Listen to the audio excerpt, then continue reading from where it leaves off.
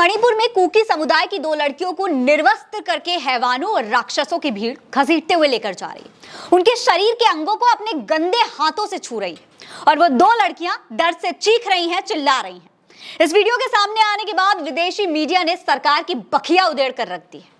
दोस्तों, अंग्रेजी अखबार इंडियन एक्सप्रेस में छपी एक खबर के मुताबिक कुकी जोमी समुदाय से जुड़ी इन महिलाओं के साथ 4 मई को मैतेई बहुल थोबल जिले में यौन उत्पीड़न हुआ था। हालांकि इनके साथ हुए यौन उत्पीड़न की एफआईआर 18 मई को कंकोपकी जिले में दर्ज की गई थी। इसके बाद इस केस को संबंधित पुलिस थाने में भेज दिया गया। हालांकि अब इसका वीडियो वायरल होने के बाद देश और दुनिया में शर्मनाक घटना के बारे में पता चला है। दोस्तों, इस घटना के बाद दुनिया भर में देश की थू-थू हो रही है। कई अंतर्राष्ट्रीय अखबार इस खबर पर लिख रहे हैं। विदेशी मीडिया संस्थानों ने जमीनी हालात बयां करने के साथ साथ यह भी जिक्र किया है कि प्रधानमंत्री नरेंद्र मोदी ने अब तक इस मामले में कुछ नहीं कहा। द न्यूयॉर्क टाइम्स लिखता है, भारत दुनिया का सबसे अधिक आबादी वाला देश और सबसे तेजी से बढ़ती प्रमुख अर्थव्यवस्था अब एक युद्ध क्षेत्र का स्थल भी बन गई है, क्योंकि दूर दराज के पूर्वोत्तर राज्य मणिपुर में हफ्तों तक चली आ रही जातीय हिंसा ने लगभग 100 लोगों की जान ले ली। दोस्तों, देश के चौकीदार विदेश यात्राएं कर रहे हैं, विदेशों में अपना डंका बजवा रहे हैं, लेकिन शायद प्रधान सेवक को अपने बजते हुए डंके के बीच इन लड़कियों की चीखें नहीं सुनाई दे रही। इसीलिए विदेशी अखबारों को दिखाना पड़ रहा है आईना। जर्मनी मीडिया संस्थान डॉयचे ने लिखा है, मणिपुर में हिंसा की घटनाएं तब शुरू हुई जब इस साल अप्रैल के महीने में हाईकोर्ट ने राज्य सरकार को मणिपुर के बहुसंख्यक मैतेई समुदाय को अनुसूचित जनजातियों के संरक्षक अधिकार देने का विचार करने के लिए कहा था।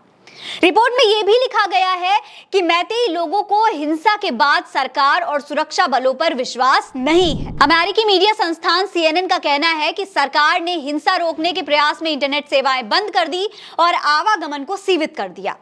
रिपोर्ट में कहा गया है कि सरकार के इन फैसलों से राज्य के लगभग 30 लाख लोग देश के बाकी हिस्सों से कट गए। दोस्तों, आपको बता दूं, इस पर प्रधानमंत्री नरेंद्र मोदी कह रहे हैं कि मणिपुर की घटना से 140 करोड़ भारतीयों को शर्मसार होना पड़ा है।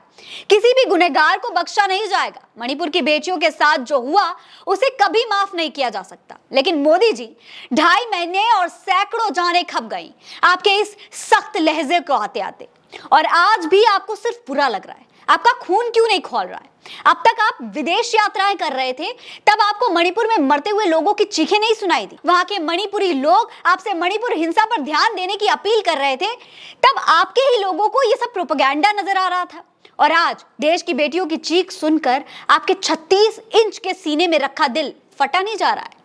आपकी सरकार, आपके मंत्री दावा करते हैं कि हम दुनिया के सबसे ज्यादा आबादी वाला देश हैं, हमारे पास दुनिया की तीसरी सबसे मजबूत सेना है, हम 5वीं सबसे बड़ी अर्थव्यवस्था हैं, हम 7वां सबसे बड़ा देश हैं। लेकिन अगर हम अपनी महिलाओं की रक्षा नहीं कर सकते हैं तो क्या फायदा ऐसा विश्व गुरु होने का, जिसने पूरे विश्व में देश को शर्मसार कर दिया। ये खबर आप उल्टा चश्मा यूसी पर देख रहे हैं। मेरा नाम फरहीन अंसारी है। जय हिंद, जय भारत।